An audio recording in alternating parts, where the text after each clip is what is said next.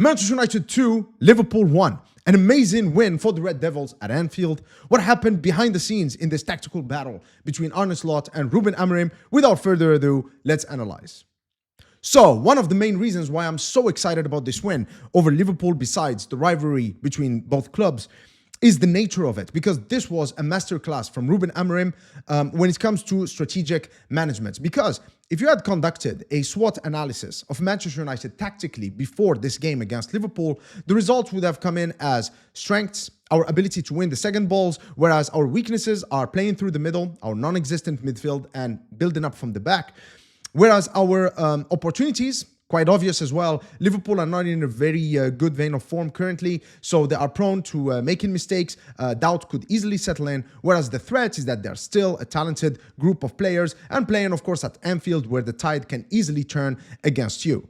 And so, despite all of the discourse online about the nature of this win and the quality of the football played by Manchester United, I still think that strategically, this was the right choice by Ruben Amorim, because it is the choice that enhances and puts forward our strengths while nullifying Liverpool's. So how did Manchester United set up tactically, and why did we win this game? So one of our main weaknesses under Ruben Amorim and Erik ten Hag as well is, of course, in the defensive phase, in the way we press, because we press with a lot of intensity, but also we leave ourselves exposed. So Ruben Amorim has approached this game differently than the game against Sunderland, where he chose a 4-4-2 shape out of position. But then here against Liverpool, he has picked a 5-4-1 shape that aimed to just reduce all of the spaces between the lines, as well as spaces in the half spaces. Liverpool are extremely potent when it comes to exploiting those half spaces. And so this was the best shape to enable us to create redundancies in that area of the pitch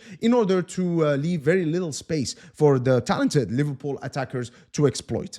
But of course, we can clearly see that this Manchester United team is still not 100% used to pressing in a much more structured way and defending in a much more structured way, because there were times, in fact, these were the times where Liverpool were at their most dangerous, where we were actually caught off guard by, again, pressing with intensity in a very naive way that left us exposed. So, of course, this is something that Ruben Amorim has to try to reduce, but already over the past 3 games, there has been some really clear improvements in this department. But of course, in order for you to win football games, not only do you need to defend, but also you need to attack. And here again, Ruben Amorim has made the wise decision, because we have achieved 2 things with the way we have approached this particular phase of play. The first one is that by going long with Lammens, we did not invite pressure from the Liverpool players. They're very good at pressing on the front foot, and of course, they are much more likely to be energized by that Anfield atmosphere if we continuously invite them to press us. And the second objective, of course, is by targeting certain areas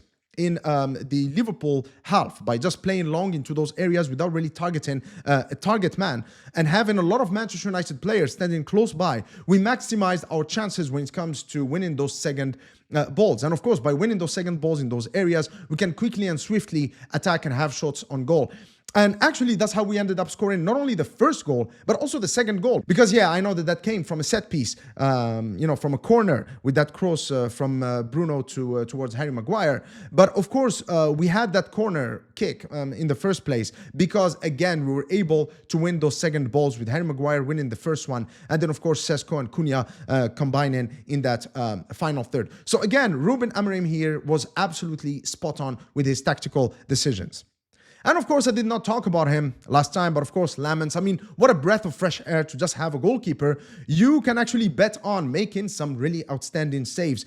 This save here was absolutely amazing, and in front of the great Dane himself, Peter Schmeichel. I mean, what a great day at the office for the Manchester United players. All right, so I think that for the most part, I am extremely satisfied with how Manchester United have played over the past 2 games, especially because I think that Ruben Amorim is really making some concrete changes to his tactical system. And in fact, on my X page, at Scarlet Report, if you guys want to follow me, I posted a while ago that I'm perfectly fine with Manchester United completely bypassing the midfield.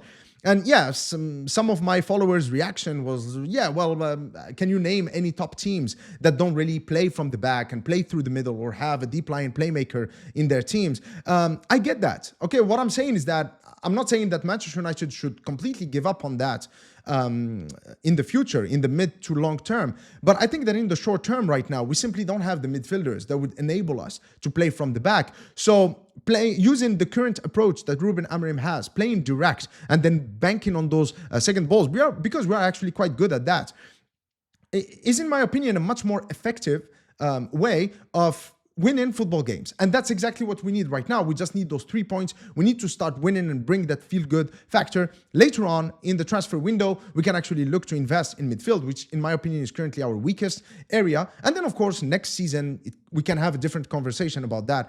But currently, I think the only thing wrong in that statement I made on X is that Cunha and Ahmad are not really suited to this style. Yeah, I think I was wrong about that. I think that they're still suited to this style of play. So in my opinion, this season, with the current players that we have available to us, this direct approach that Ruben Amorim has chosen is the most suitable one to allow us to win some football games and climb up the table.